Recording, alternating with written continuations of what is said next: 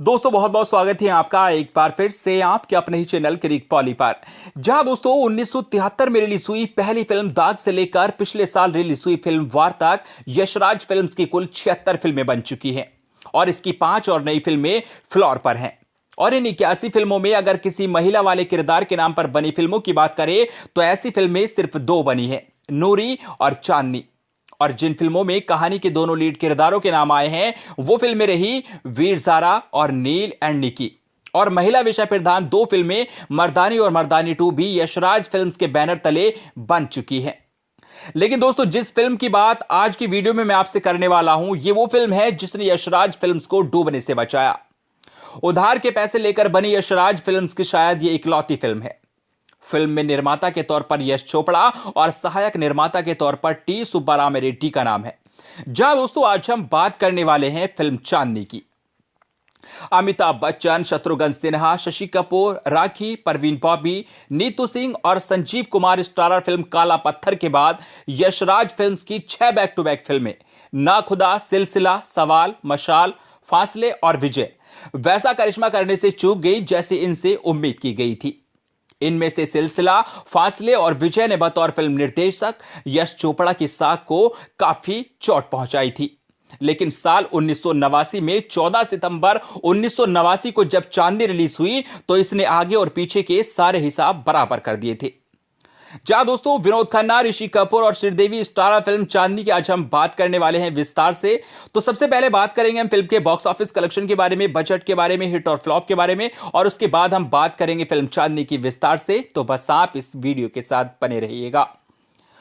तो दोस्तों चलिए वीडियो स्टार्ट करते हैं, लेकिन उससे पहले अगर आप चैनल पर नए आए हैं तो चैनल को जरूर सब्सक्राइब कीजिएगा और साथ ही साथ इस वीडियो को भी दिल से लाइक कर दीजिएगा। तो चलिए सबसे पहले बात करेंगे फिल्म के बॉक्स ऑफिस कलेक्शन के बारे में। 15 सितंबर से पहले यानी कि 14 सितंबर 1989 को ही रिलीज कर दिया गया था इस फिल्म को। विनोद खन्ना, श्रीदेवी और ऋषि कपूर इस फिल्म में अहम किरदारों में नजर आए थे और फिल्म को डायरेक्ट किया था यश चोपड़ा ने और प्रोड्यूस किया था इस फिल्म को यश चोपड़ा और टी सुब्बाराव रेड्डी ने, और म्यूजिक दिया था इस फिल्म को शिव हरी ने। बजट था इस फिल्म का तकरीबन 2 करोड़ 80 लाख रुपए। बॉक्स ऑफिस इंडिया पर इस फिल्म ने 8 करोड़ रुपए की शानदार कमाई की थी और पूरे वर्ल्ड में 15 करोड़ से भी ज्यादा कलेक्शन किया था और यह फिल्म बॉक्स ऑफिस पर सुपरहिट साबित हुई थी। तो दोस्तों ये तो बात हुई फिल्म के बॉक्स ऑफिस कलेक्शन की। अब बात कर लेते हैं फिल्म के बारे में।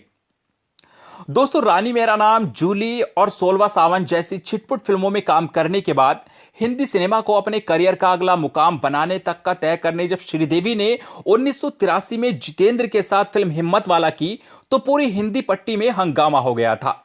इतनी मादक और इतनी मोहक अभिनेत्री इससे पहले हिंदी सिनेमा में कोई दूसरी उनको नजर ही नहीं आई थी। और इसके बाद तो श्रीदेवी ने हिट फिल्मों की लाइन लगा दी थी। आखिरी रास्ता, नगीना, जाबाज और कर्मा जैसी फिल्मों ने सिर्फ 3 साल में श्रीदेवी को नंबर 1 की कुर्सी पर लाकर बिठा दिया था। और इसके बाद मिस्टर इंडिया निगाहे से होते होते उनके करियर का अगला टर्निंग पॉइंट जो फिल्म बनी वो थी चांदनी। चांदनी बनाने वाले यश चोपड़ा और इसमें काम करने वाले तीनों मुख्य सितारे विनोद खन्ना, श्रीदेवी और ऋषि कपूर अब हमारे बीच नहीं हैं। लेकिन इन चारों के नामों का जब भी जिक्र आता है और आगे भी जब आएगा तो फिल्म चांदनी का जिक्र जरूर आएगा। चांदनी का जिक्र जब भी श्रीदेवी के सामने होता था तो उनकी आंखें तमक उठती थी। यश चोपड़ा के लिए उनके मन में काफी सम्मान शुरू से रहा। यश चोपड़ा चाहते तो फिल्म चांदनी के लिए श्रीदेवी को अपने कार्यालय मुंबई में बुला सकते थे, लेकिन यह उनका बड़प्पन था कि वो खुद चेन्नई गए श्रीदेवी को यह फिल्म ऑफर करने के लिए, और श्रीदेवी ये बात कभी नहीं भूली। फिल्म चांदनी में श्रीदेवी का पूरा look Oscar winner costume designer Bhanu Athaiya ने तैयार किया था। हालांकि फिल्म के बीच में ही यश चोपड़ा से अनबन के चलते उन्होंने काम छोड़ दिया था। दोस्तों श्रीदेवी फिल्म चांदनी की कॉस्ट्यूम का जिक्र अक्सर करती थी, खास तौर पर से उस दिन का जिक्र जिस दिन उन्होंने फिल्म की कॉस्ट्यूम पहनकर देखने के लिए पूरा एक दिन रखा था और उस दिन 50 से ऊपर पोशाकें उन्होंने पहनकर देखी थी। हर पोशाक में यश चोपड़ा ने खुद वहां बैठकर उनकी तस्वीरें खिंचवाई थी और फिल्म के हर सीन के लिए महीनों पहले तय कर दिया गया था कि कौन सी पोशाक कब पहननी है। यश चोपड़ा ने अपनी तमाम हीरोइनों को शिफॉन की साड़ियां पहनाई, सफेद सलवार कुर्ते पहनाए, लेकिन लुक जिस हीरोइन का देश भर में मशहूर हुआ वो हुआ चांदनी लुक। फिल्म चांदनी की कहानी में तब्दीली तब हुई जब यश चोपड़ा फिल्म की शूटिंग करने दिल्ली पहुंच चुके थे। यश चोपड़ा ने जब ऋषि कपूर को बताया कि वो फिल्म की कहानी इसकी बेहतरी के लिए बदल रहे हैं, तो ऋषि कपूर ने बस इतना ही कहा कि एक बार आप सारे सीन फिर से सुना दीजिएगा, जो नए सीन है, बाकी जैसा आप उचित समझे वैसा करें। यश चोपड़ा के साथ फिल्म कभी कभी में काम कर चुके ऋषि कपूर को यश चोपड़ा के हुनर पर पूरा भरोसा था। ये दो हीरो वाली फिल्म ऋषि कपूर ने तब साइन की थी जब सोलो हीरो के तौर पर उनकी बॉक्स ऑफिस पर तूती बोल रही थी। 1982 में प्रेम रोग की कामयाबी से पहले वो 1979 में सरगम और 1980 में कर्ज में धूम मचा चुके थे।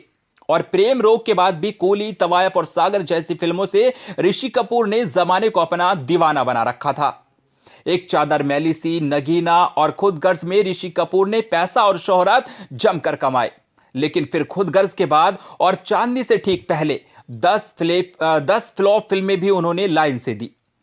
चांदनी ने न सिर्फ यश चोपड़ा का करियर बतौर निर्माता निर्देशक डूबने से बचाया, बल्कि इसने ऋषि कपूर को भी हिंदी सिनेमा में नया जीवन दान दिया और उनका करियर कम से कम 10 साल और रफ्तार से चलते रहने भर का धक्का दे दिया। विनोद खन्ना के लिए भी चांदनी किसी संजीवनी बूटी से कम नहीं रही।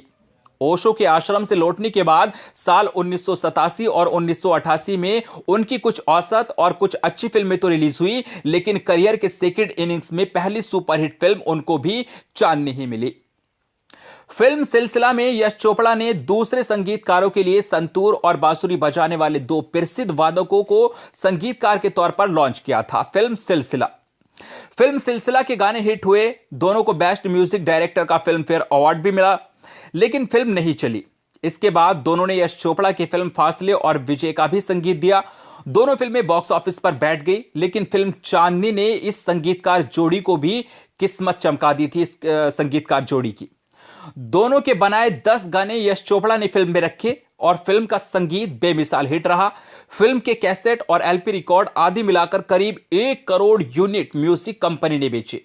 फिल्म रिलीज होने से पहले इसका संगीत 4 प्लेटिनम डिस्क हासिल कर चुका था और यह तब था जब उसी साल रिलीज हुई फिल्म मैंने प्यार किया में संगीतकार राम लक्ष्मण का संगीत भी सुपरहिट हो रहा था। फिल्म में लता मंगेशकर जी ने 2 एकल और 2 युगल गीत गाए।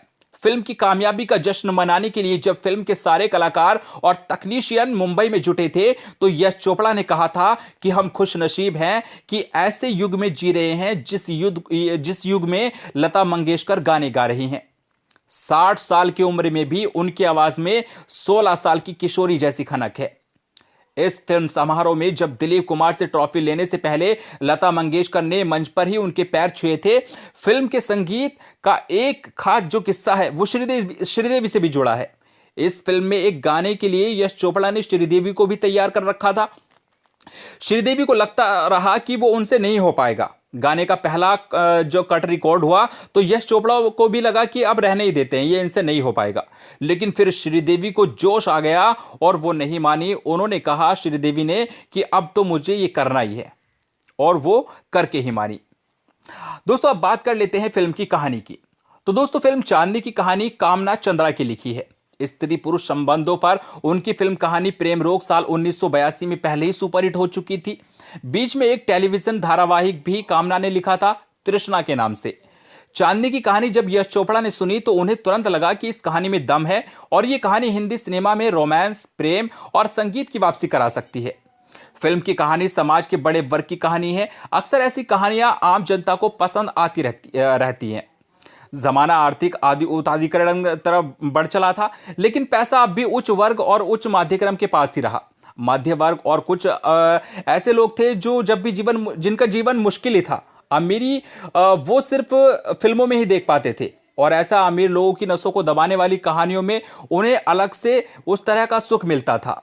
यश चोपड़ा ने हिंदी दर्शक वर्ग की ये नस को अच्छी तरह से पकड़ा हुआ था और उन्होंने समझ लिया था कि बीती फिल्मों में वो गलतियां जो कर रहे हैं, इस बार वो ये गलतियां नहीं दोहराएंगे। फिल्म की ओरिजिनल कहानी में एक सीन होता है जहां विनोद खन्ना आग में फंसी श्रीदेवी को बचाते हैं। यश चोपड़ा ने यह सीन शूट भी कर लिया, लेकिन जब वो इसे एडिट करने बैठे तो उनका विचार बदल गया। उन्होंने श्रीदेवी को फोन किया और कहा कि वो कहानी में बदल रहे हैं। और ऋषि कपूर को भी उन पर भरोसा था। विनोद खन्ना ने भी ऐतराज नहीं किया। और फिल्म वितरकों को जरूर विनोद खन्ना का एक्शन सीन फिल्म से हटाया जाना थोड़ा अच्छा नहीं लगा, लेकिन यश चोपड़ा ने उनको भी फिल्म के एडवांस में डिस्काउंट देकर पटा लिया। यश चोपड़ा ने उसके बाद कामना चंद्रा की जो कहानी थी उसको अधिकतर बदल दिया था। कामना की कहानी में रोहित का किरदार चांदनी से शादी करने और एक बच्चे का बाप बनने के बाद अपाहिज होता है। फिल्म के क्लाइमैक्स में दोनों का बेटा चांदनी और दूसरी शादी में गुलदस्ता लेकर पहुंच जाता है, लेकिन यश चोपड़ा ने रोहित और चांदनी की प्रेम कहानी को सगाई के बाद ब्रेक कर दिया। बंबई में ललित और चांदनी की प्रेम तो कराया, लेकिन क्लाइमैक्स में रोहित और चांदनी को फिर से हटा दिया।